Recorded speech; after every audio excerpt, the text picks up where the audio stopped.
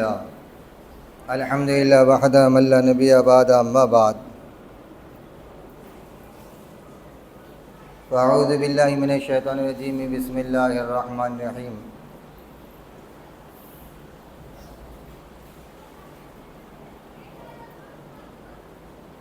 ما کان محمد ابا احد من رجالکم ولکن رسول اللہ وخاتم النبیین وکان اللہ بکل شیء علیما صدق اللہ مولانا العلی العظیم قال النبی صلی اللہ علیہ وسلم انا خاتم النبیین لا نبی بعدی او کما قال علیہ الصلوۃ والسلام اللہم صلی علی سیدنا و شفیعنا و ہادینا و نبینا وغادینا ونبینا ومرشدنا وسندنا ومولانا محمدا عبده ورسوله صلی اللہ تعالی علی خیر خلق محمد وعلی آلہ واصحابہ اجمعین۔ میرے عزیز دوستو بزرگو، حضور کریم صلی اللہ علیہ وسلم نے اپنے زبان مبارک سے ایک جملہ فرمایا انا خاتم النبیین، کہ میں نے نبیوں کو مکمل کر دیا، نبیوں کی تکمیل ہو گئی، سلسلہ نبوت مکمل ہو گیا۔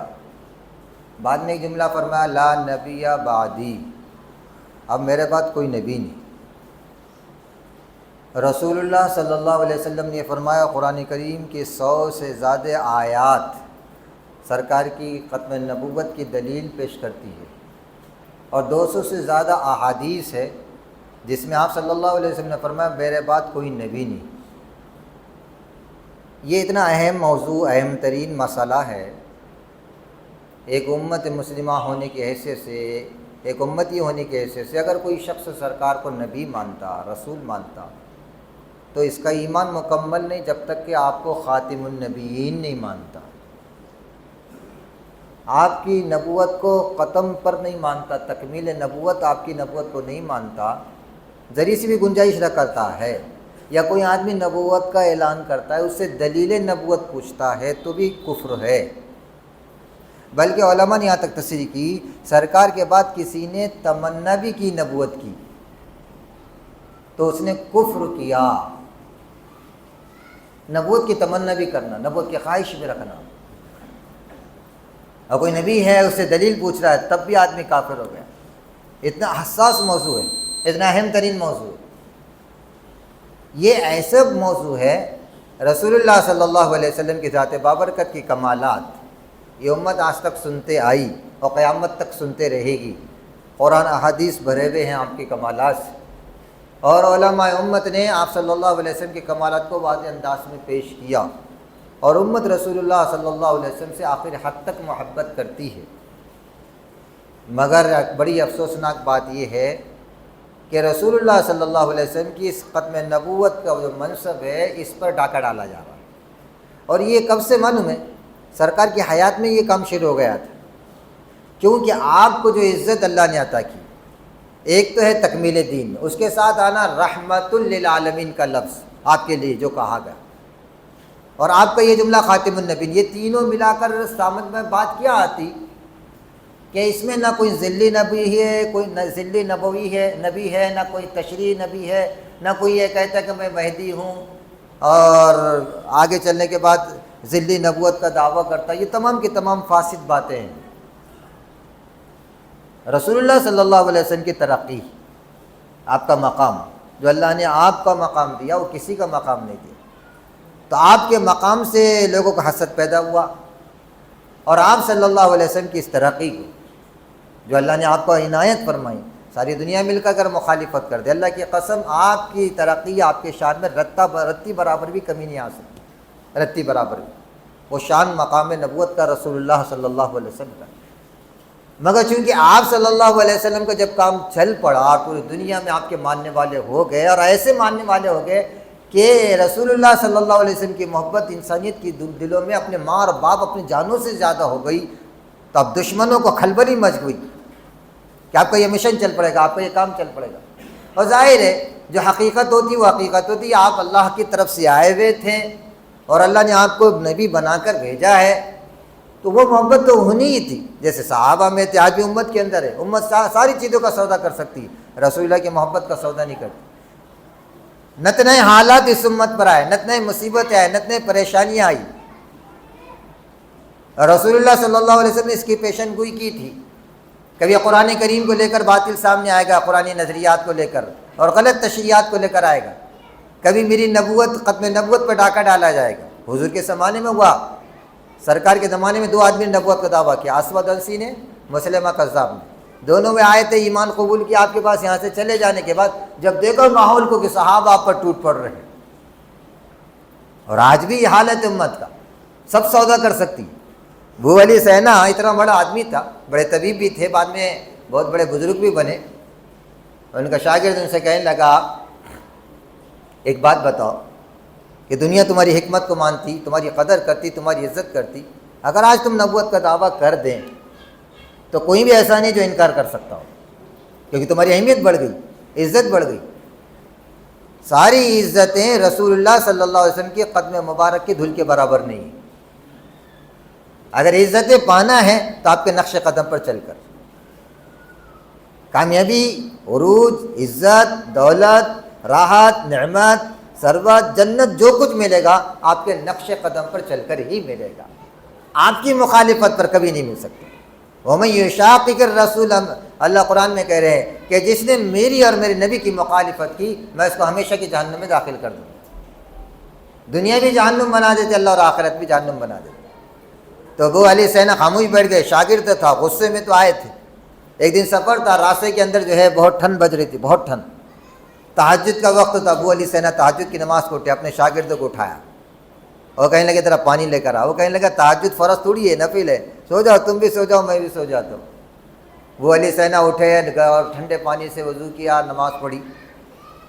اور نماز پڑھنے کے بعد دمشق تھا، وہ دمشق کے میناروں سے آواز آنے لگی، اللہ اکبر، اللہ اکبر. اور موسلادھار بارش بھی ہو رہی ہے، کڑاکے کی سردی بج رہی، بجلیاں الگ ہو رہی ہے. اور ایک مؤذن وقت دمشق کی مسجد کے اندر آذان دے رہا ہے. ابو علی سینا کو سمجھ میں آ گیا. وہ شاگرد کو اٹھا، اٹھ. تو نے کیا کہا تھا اس سے پہلے، بہت دن پہلے، کہ مجھے نبی ہونا چاہیے، نبوت کا دعویٰ کرنا چاہیے. بولے ہاں ابھی بھی کہہ رہا ہوں. کہا کہ اگر میں نبوت کا دعویٰ کروں تو میری بات کو قبول کرے گا، سب سے پہلے تو میری تصدیق کرے گا کہ نہیں؟ بولے تصدیق کرے گا. کہا ایک بات بتا نالائق، یہ تہجد کا وقت ہے، نماز تہجد کے لیے پانی گرم کر کے لا تجھے بولا تو 50 بہانے کر دے. مجھے سکھا رہا نفل ہے کہ فرض ہے کہ سنت ہے کیا؟ دیکھ جو نبی دنیا سے تشریف لے جا کر ایک زمانہ گزر گیا اور وہ نبی کو انہوں نے دیکھا نہیں، نبی کی شریعت کو اترتا ہوا دیکھا نہیں، مگر اس کے بعد بھی نبی کی محبت میں، اتنی موسلادھار بارش میں، کڑکتی ہوئی بجلیوں کے ان حالات میں وہ مؤذن شہادت دے رہا ہے رسول اللہ صلی اللہ علیہ وسلم کی، کہہ رہا ہے اشہد ان محمد رسول اللہ. ارے تو میری تصدیق کرنے والا پانی کا لوٹا نہیں لے سکتا، ارے نالائق بتا، اور تو مجھے نبوت کی بات کہتا ہے. وہاں وہ لوگ دیکھ سرکار کی امت اور سرکار سے محبت کرنے والی کیسی امت ہے، ان کو کوئی چیز روک نہیں سکتی ان کو شہادت دینے کی. دیکھ کیسے وقتوں میں آ کر شہادت دے. اس کے دماغ سیدھا کر دیا تھا اور بتایا تھا ابو علی سینا نے رسول اللہ صلی اللہ علیہ وسلم آخری نبی. بڑی افسوسناک بات آپ کو بتاؤں کہ آپ کے بعد بہت مختلف حالات آئے. سب سے پہلا جو مسئلہ آیا آپ کی نبوت پر حملے کا آیا. سب سے پہلا مسئلہ، مختلف جگہوں پہ ارتداد کی ہوائیں چلی. صحابہ کو اتنی محنت کرنا پڑی صحابہ کو. حضرت خالد بن ولید اور دیگر صحابہ ہیں، ایک جنگ میں مسلمہ کذاب کی جنگ میں 1200 صحابہ شہید ہوئے. 1200 صحابہ، اتنا بڑا حادثہ ہوا. مگر حضرت ابوبکر صدیق نے ایک بار جب محاذ سنبھالا اور ان مرتدین کو جنہوں نے نبوت کا دعویٰ کیا، خصوصاً اسود انسی کے بارے میں سرکار کو پتہ چل گیا تھا. آپ کی حیات میں 2 آدمی نے نبوت کا دعویٰ کیا تھا. مسلمہ کذاب نے تو لکھ کے بھیجا تھا آدھی زمین تمہاری، آدھی میری، آدھے ماننے والے تمہیں، آدھے میرے. اس مرد کو یہ بھی سمجھنے والا، یہ عقل کے دشمن کی اس کے گھٹنے میں نہیں ٹخنے میں عقل تھی. کہاں رسول اللہ صلی اللہ علیہ وسلم قیامت کی صبح تک ساری دنیا مل کر آپ صلی اللہ علیہ وسلم کی برابری تو چھوڑو، آپ کی پیر کی دھول کی برابری کرنے کا سوچ نہیں سکتی. بادشاہ جو ہوتے تھے، بادشاہ اس امت کے، ابھی جو بادشاہ گزرے 1909 کے اندر، کیا نام تھا ان کا، سلطان عبد الحمید. اتنے بڑے آدمی تھے. خلافت عثمانیہ وہیں پر ختم ہو گئی، مگر پوری دنیا کانپتی تھی، پوری دنیا. اس وقت کی عیسائی دنیا کانپتی تھی اور مشورے اور پلان بناتی تھی۔ ایک دن بیٹھے ہوئے تھے، اچانک اخبار پر نگاہ گری، وہ انگلش کا فرانس سے آیا ہوا اخبار تھا، اس میں لکھا ہوا تھا ہم ایک تھیٹر بنا رہے جس میں محمد صلی اللہ علیہ وسلم کا ڈرامہ پیش کرے گی اور ایک آدمی وہ کردار پیش کرے گا۔ سلطان عبدالحمید غصے میں لال سرخ ہو گئے اور جلال کی حالت میں کھڑے ہو گئے، پیر کانپنے لگ گئے، کیونکہ رسول اللہ سے بڑی محبت تھی اس امت کے افراد کو آج بھی۔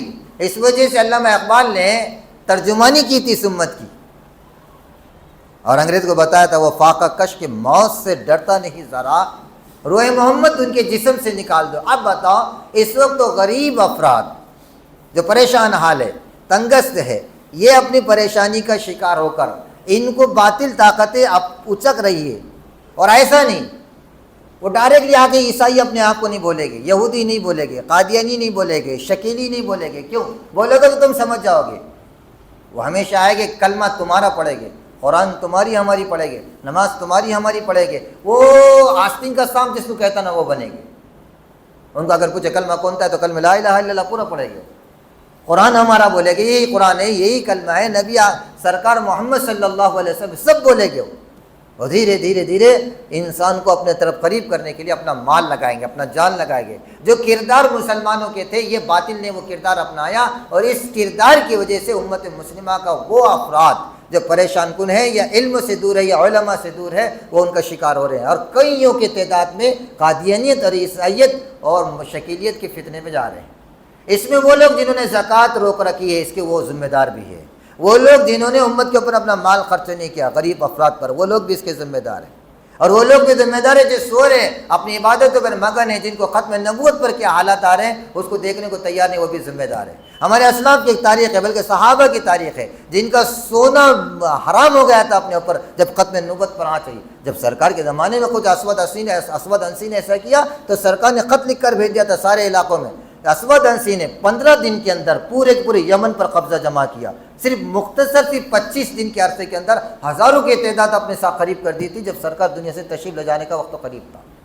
یہ کیوں ہوا؟ اسلام میں کیسا رکھنا ڈالا جائے، اسلام کے اندر انتشار کیسا کیا جائے، اسلام کی قوت کو پاش پاش کیسے کیا جائے، اسلام پوری دنیا میں چمکے دھمکے نہیں، وہ کیسا پلان ہو سکتا ہے، کیا کرنا چاہیے، امت مسلمہ کو بے چینی کا شکار کیسے کیا جا سکتا ہے، اس کے اتحاد کو کیسے پارا پار کیا جا سکتا ہے، یہ پوری دنیا میں مذہب نے یہ اعلان کر دیا، اس مذہب کے علاوہ کوئی مذہب نہیں، نبی نے یہ اعلان کیا میرے علاوہ کوئی نبی نہیں، قرآن نے یہ اعلان کیا میرے بعد کوئی کتاب نہیں، اس امت نے اعلان کیا ہمارے بعد کوئی امت نہیں۔